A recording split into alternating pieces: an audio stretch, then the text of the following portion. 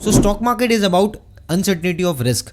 Market में लोगों को थोड़ा डर लगता है कि भाई कंपनी में इन्वेस्ट करूंगा लॉस हो गया तो, लेकिन कुछ कंपनी ऐसी भी है जिनके नाम के साथ भरोसा जुड़ा हुआ है। जब हम नाम सुनते हैं टाटा का, जब हम नाम सुनते हैं HDFC बैंक का या रिलायंस का या पिडिलाइट, एशियन पेंट्स, ऐसे ही कंसिस्टेंट कंपाउंडर एक स्टॉक के बारे में जो आज हम बात करने वाले हैं, एनालिसिस करने वाले हैं, that is Kotak Mahindra bank. अब कोटक महिंद्रा बैंक सालों से बहुत ज़्यादा अच्छे रिटर्न्स बना के दिया है इन्वेस्टर्स को। अगर हम पिछले 10 से 15 साल की बात करें तो 200 रुपये से स्टॉक आ गया था 1800, 2200 का हाई बनाया है और पिछले 10 साल में अच्छा रिटर्न्स बना के दिया 10 से 12 साल में। लेकिन फर्स्ट टाइम ऐसा हुआ है कि 2-3 साल में कंटिन्यूसली स्टॉक ने कोई भी रिटर्न्स बना के नहीं दिया है, मतलब पिछले 2-3 साल से परफॉर्मेंस नहीं आया है और आप चार्ट पे ये खुद भी देख पा रहे हो, राइट। तो आज हम इस स्टॉक एनालिसिस वीडियो में समझेंगे कोटक महिंद्रा बैंक में क्या प्रॉब्लम्स चल रहे हैं, क्यों परफॉर्मेंस नहीं आ पाया, क्या आने वाले टाइम में ग्रोथ प्रोस्पेक्ट्स दिख रहे हैं या नहीं दिख रहे, कितना ऊपर जा सकता है, क्या सपोर्ट है, क्या वैल्यूएशंस पे ट्रेड कर रहा है, कंफर्टेबल है नहीं कंफर्टेबल है, सारी डिटेल एनालिसिस इस वीडियो में कोटक महिंद्रा बैंक के ऊपर। Stay tuned.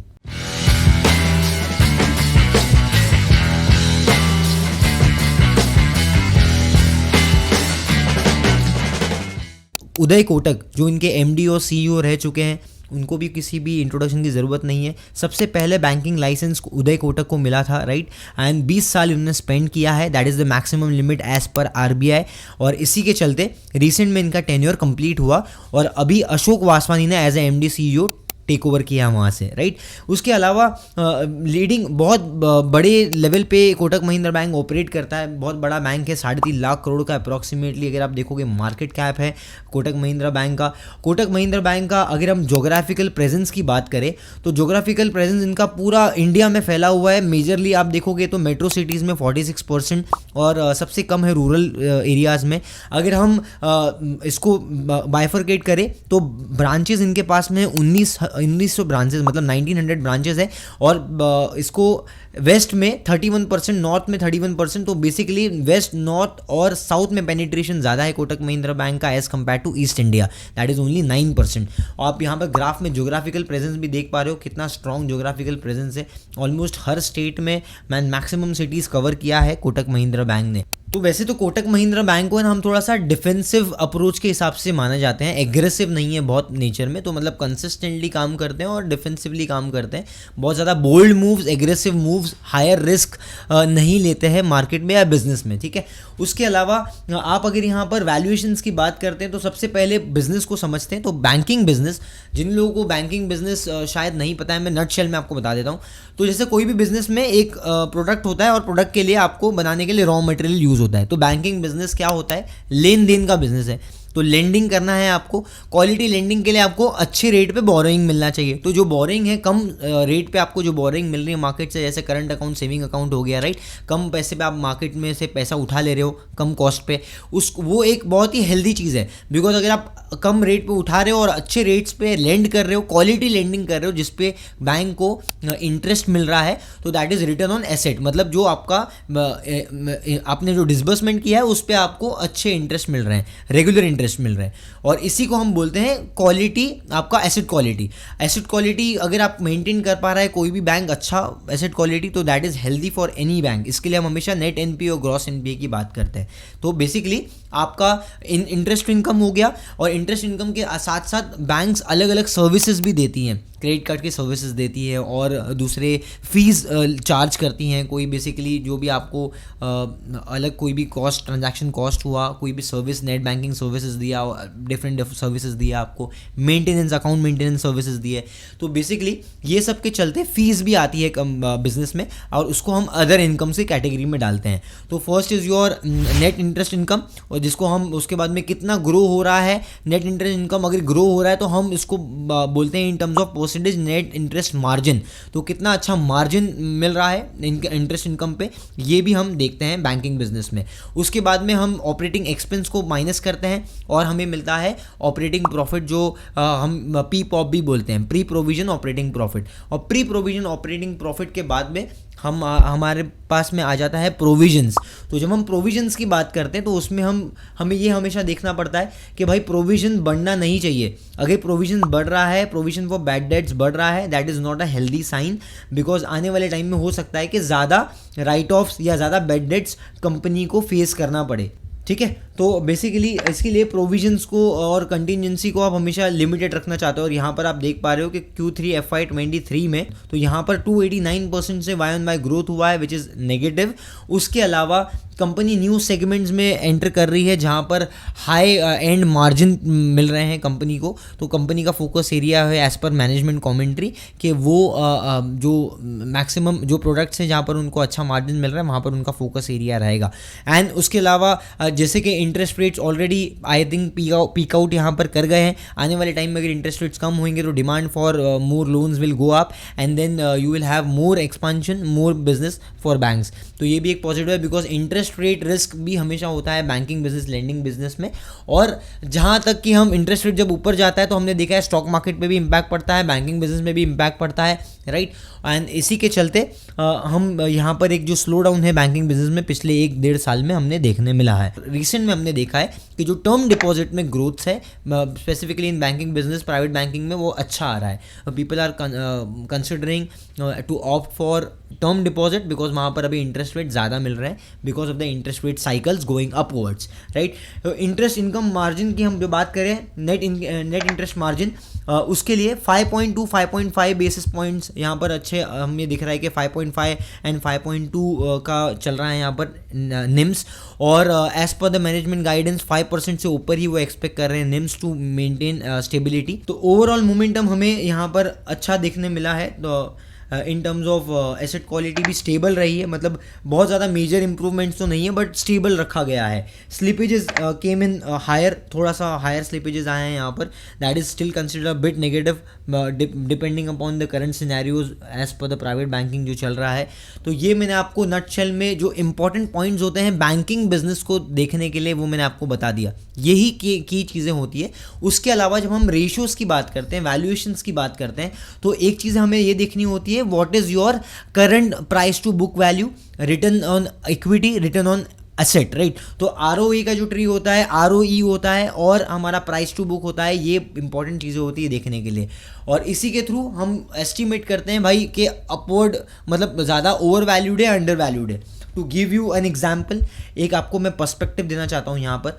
देखिए, एक ये जो ग्राफ हम यहाँ पर देख पा रहे हैं, यहाँ पर मैं आपको बताता हूँ कि यहाँ पर मैंने प्राइस टू बुक, क्योंकि हम बैंकिंग बिजनेस में तो प्राइस टू बुक ज़्यादा इंपॉर्टेंट है, मैं प्राइस टू बुक को कंसिडर करता हूँ यहाँ पर। तो 2021 में स्टार्टिंग में जब कोटक महिंद्रा बैंक अच्छा चल रहा था, प्राइस भी अच्छा चल रहा था, बिजनेस भी अच्छा कर रहा था, वो टाइम पे 5.7 का प्राइस टू बुक था। एंड अगर आप 2021 में अगर आप कोटक महिंद्रा बैंक को देखोगे तो 2100 के आसपास का प्राइस था कोटक महिंद्रा का, राइट। और अभी आप देखोगे 3.2 के आसपास का प्राइस टू बुक है, that is still below your Covid crash. तो कोविड में भी जब फॉल हुआ था उसके बाद भी बैंकिंग में स्लो डाउन देखने मिला, तभी भी आपका 3.8 का अप्रॉक्सीमेटली प्राइस टू बुक था, जो अभी फिलहाल आपको गिर के देखोगे 3.2 आ गया, मतलब कोविड के भी नीचे लेवल्स पे आ गया है। मतलब आप ये समझ पा रहे हो कि वैल्यूएशन कंफर्टेबिलिटी यहाँ पर ज़्यादा दिख रही है आपको कोटक में। इसको मैं और अच्छे से एक्सप्लेन करूँगा आगे और जस्टिफाई करूँगा अलग अलग पॉइंट्स के थ्रू, सो बने रहिए। और अगर अभी तक आपने इस चैनल को सब्सक्राइब नहीं किया तो आप सब्सक्राइब कर सकते हो, बिकॉज 360 इन्वेस्टिंग एक थोड़ा पूरा एक अप्रोच हम लेके आते हैं यहाँ पर। जब भी हम सेक्टर एनालिसिस करते हैं, फंडामेंटल टेक्निकल जो भी वीडियोस हम यहाँ पर पोस्ट करते हैं, हम आशा करते हैं कि मैक्सिमम आपको वैल्यू और इनपुट्स शेयर कर पाएँ। और एक हमारा 360 रिसर्च का एक आइडिया होता है, अगर आपको ये इंटेंट पसंद आता है तो आप हमारे वीडियोस जाके और भी देख सकते हो और इस चैनल को सब्सक्राइब कर सकते हो। Don't miss to hit the bell notification, right. तो अभी हम आगे बढ़ते हैं। प्राइस टू बुक मैंने आपको बता दिया। अब PE का अगर हम बात करते हैं, प्राइस टू अर्निंग्स का हम बात करते हैं, तो प्राइस टू अर्निंग्स के हिसाब से भी अगर आप देखोगे तो इसका मीडियन जो था दैट इज क्लोज टू 31.8 मतलब 32।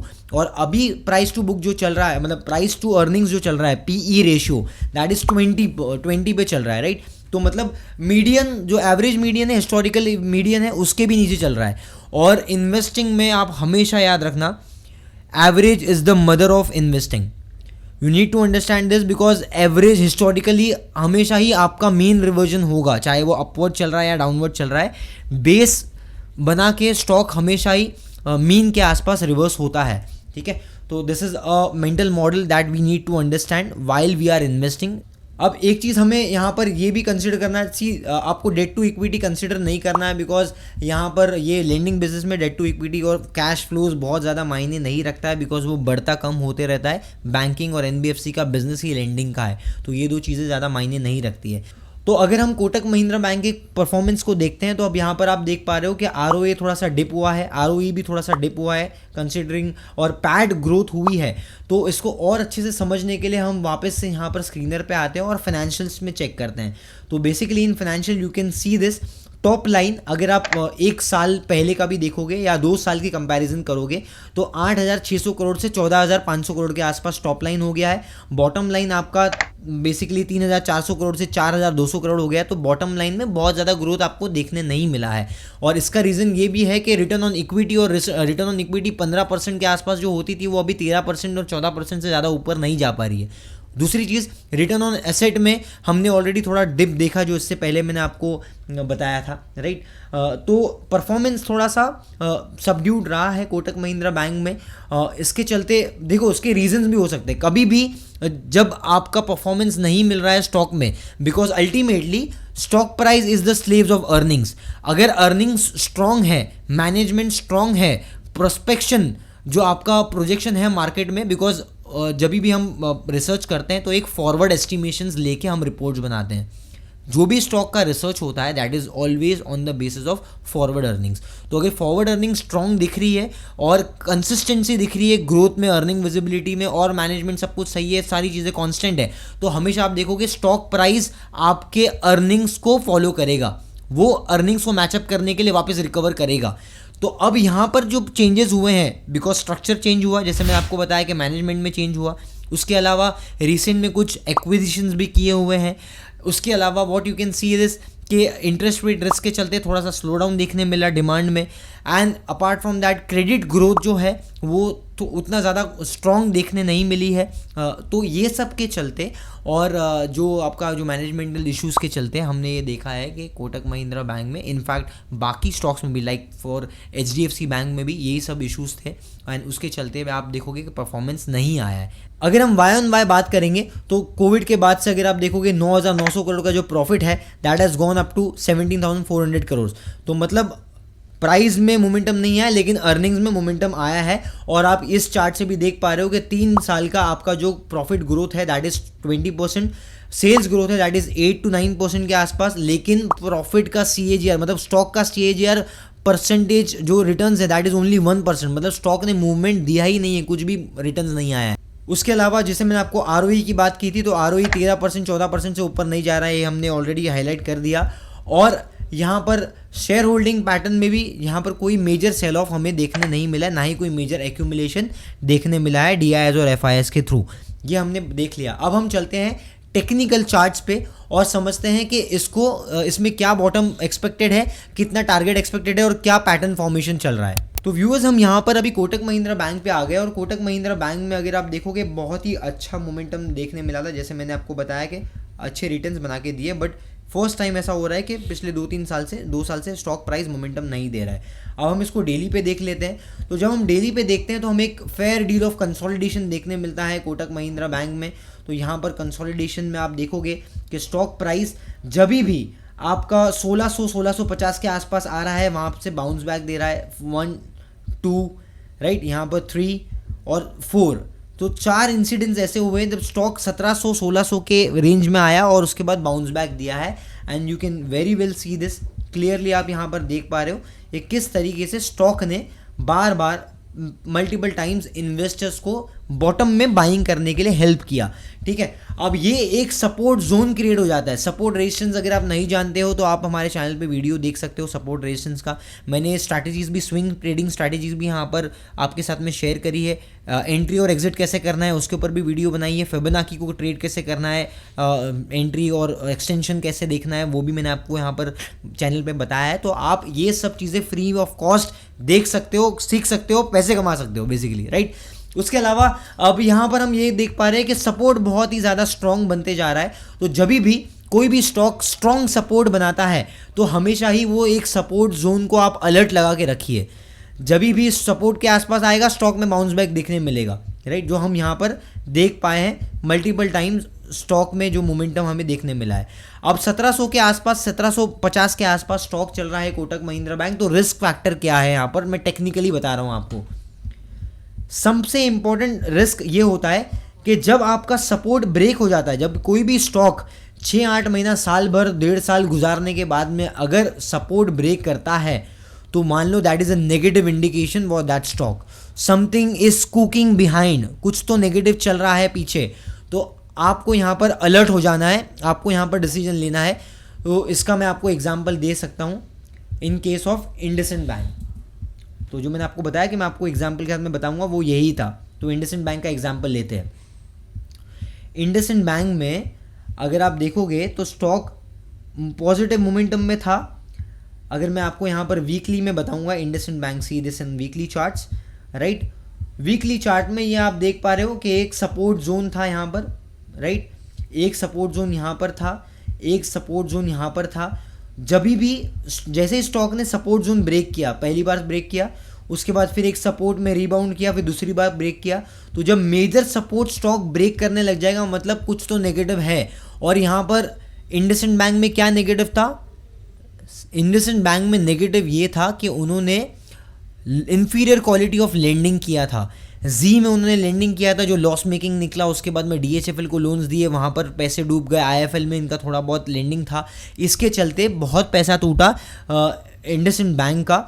एंड यहाँ पर आप देखोगे लॉसेस बेयर करने पड़े और उससे वजह से आपका स्टॉक जो 2000 का स्टॉक था वो 300 रुपया 400 रुपया हुआ। So it can be so brutal. तो स्टॉक प्राइजेस में नेगेटिव मोमेंटम आपको देखने मिलेगा जब आपका मेजर सपोर्ट ब्रेक होगा। सेम चीज़ we have seen in RBL bank, वो उसका भी एग्जांपल दे देता हूँ आपको। मैं एग्जांपल इसलिए दे रहा हूँ आपको बिकॉज जितना मैं डिटेल में आपको बताऊंगा उतना ज़्यादा क्लैरिटी मिलेगा यहाँ पर व्यूअर्स को। हमारा जो एक मोटिव होता है that is to give you lot of insights. और यहाँ पर आरबीएल बैंक में भी सेम चीज़ देखने मिली, ये सपोर्ट ब्रेक हुआ, ये सपोर्ट ब्रेक हुआ, सी दिस, जैसे ये नीचे गया तो आपका 400 रुपये के आसपास एग्जिट मिल गया था आरबीएल बैंक में नेगेटिव कैंडल से, और आज तक 400 रुपया नहीं आया। तो coming back to Kotak Mahindra bank, अगर आपको यहाँ से रिवर्सल देखने मिलेगा तो within no time stock price आराम से आपको 2100 2200 के आसपास चले जाएगा। उसका मैं आपको एक कैलकुलेशन भी बताता हूँ। तो गाइज जो हम वैल्यूएशन की बात हम पहले कर रहे थे, तो एज पर माय कैलकुलेशन मुझे लगता है there is very minimum downside risk on Kotak Mahindra bank. Although I am not giving any buy और sell recommendation, I am just giving you my view point and I am telling you the calculation behind कैसे चलता है ये estimation. तो मान लो हमने profit देखा 17,500 करोड़ के आसपास ट्रेलिंग 12 मंथ। मैं मान के चल रहा हूँ कि आने वाले फॉरवर्ड अर्निंग्स में ये मान लो 18,000 18,500 हो जाएगा। तो करंट ईपीएस जो चल रहा है करंट मोमेंटम के हिसाब से दैट इज़ 87 के आसपास चल रहा है। तो अगर हम 18,500 का प्रॉफिट लेते हैं, ठीक है, तो this is profit earning per share, मतलब हम यहाँ पर कैलकुलेट करेंगे 92 का ईपीएस आ जाएगा। तो हम अगर 92 का ईपीएस ले रहे हैं और मैं अगर मीडियन पीई को लेऊं, मतलब जो अभी फिलहाल पीई चल रहा है 20, तो 21 के पीई से अगर मैं कैलकुलेट करूंगा तो 1950 का आपको टारगेट आ रहा है, राइट। लेकिन अगर मैंने इसको मीडियन के पीई से लिया, मतलब मैं मान रहा हूँ कि प्राइस में री रेटिंग हुआ थोड़ा सा, तो अगर 31 का पीई मीडियन हो गया और हम यहाँ पर 92 का ईपीएस ले रहे हैं तो स्टॉक प्राइस अप्रॉक्सीमेटली 2850 तक आ सकता है आने वाले 1 से 2 सालों में। तो इसलिए मैं बोल रहा हूँ कि यहाँ पर डाउनसाइड रिस्क बहुत ही मिनिमम है, अच्छा बिजनेस है। तो एक पोर्टफोलियो ओरिएंटेड स्टॉक है जो लॉन्ग टर्म के लिए जो लोग होल्ड कर रहे हैं, इन्वेस्टेड रहना चाहते हैं, उनके लिए एक केस स्टडी मैंने यहाँ पर शेयर करी कोटक महिंद्रा बैंक में। And one of the very reputed firms and business Kotak Mahindra bank, profitable business Kotak Mahindra bank. So आशा करता हूँ कि मैंने बहुत सारे इंसाइट्स आपको शेयर किए हैं यहाँ पर और आपको मज़ा आया होगा। अगर आपको अच्छा लगा ये वीडियो, कुछ सीखने मिला तो हमें कमेंट्स में आपके व्यूज़ आप शेयर कर सकते हो। ऑल्सो कोई सजेशन है, अगर नेक्स्ट वीडियो किसी और इस पे टॉपिक पे आप चाहते हो तो आप बता सकते हो। Don't miss to like the video because इसके थ्रू यूट्यूब और हमें हेल्प करेगा लोगों तक पहुंचने के लिए। एंड अगर आपने अभी तक चैनल को सब्सक्राइब नहीं किया है तो hit the subscribe button and also don't miss to hit the bell notification because next time ऐसे ही कुछ अच्छे केस स्टडी जब हम लेके आएंगे तो आप तक वीडियो पहुंचेगी। मिलते हैं अगले वीडियो में। Till then guys keep learning, keep growing with 360 investing, stay healthy, see you in the next video. Thank you.